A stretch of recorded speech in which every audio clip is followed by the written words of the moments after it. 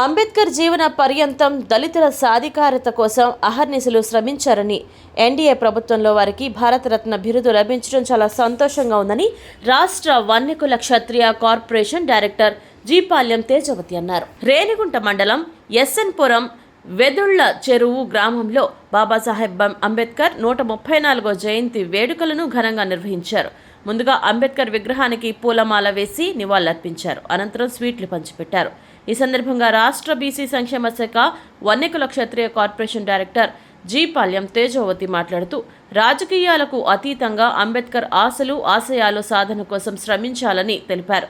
ఈ కార్యక్రమంలో బీజేపీ రాష్ట్ర కిసాన్ మోర్చా నాయకులు చంద్రశేఖర్ రెడ్డి, మండల అధ్యక్షులు ప్రేమ్ కుమార్ రెడ్డి, శ్రీనివాసులు, మహేంద్ర, మురళి, జగన్మోహన్ రెడ్డి, వేణు, సురేష్, నళిని, సుమతి, జయమ్మ తదితరులు పాల్గొన్నారు.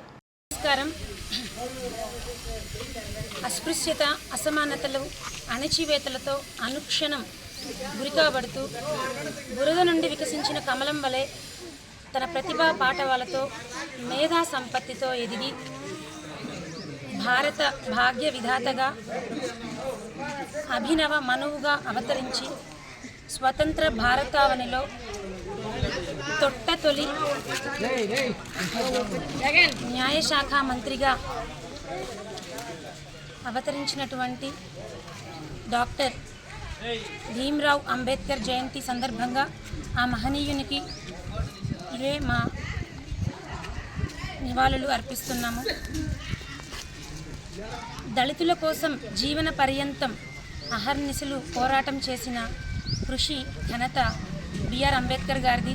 స్వాతంత్ర్యం రాకముందే రెండో రౌండ్ టేబుల్ సమావేశం నందు గాంధీజీని సైతం ఎదిరించి చట్టసభల్లో 10% హరిజనులకి రిజర్వేషన్ సాధించిన ఘనత కేవలం అంబేద్కర్ గారిది మాత్రమే.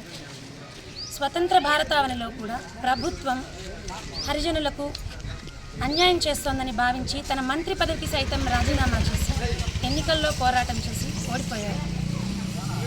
వారిని ఓడించిన కాంగ్రెస్ ప్రభుత్వం 2 సార్లు ఓడించారు. చాలా బాధాకరం.